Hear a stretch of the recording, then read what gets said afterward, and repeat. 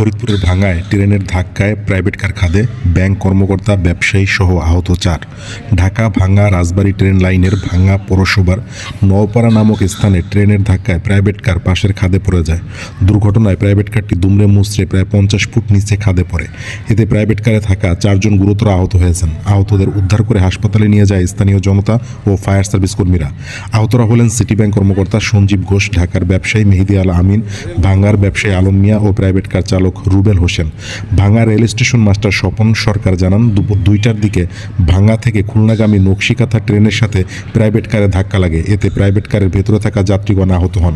বিষয়টি তিনি rail police সহ ঊর্ধ্বতন কর্তৃপক্ষের কাছে জানিয়েছেন বলে জানান। স্থানীয়রা জানিয়েছেন, গত কয়েক মাসে এই একই স্থানে একাধিক দুর্ঘটনা ঘটেছে। এসব দুর্ঘটনায় বেশ কয়েকজন হতাহত হয়েছেন। অনতিবিলম্বে এই দুর্ঘটনা কবলিত ক্রসিংটিতে গেট নির্মাণের দাবি তাদের।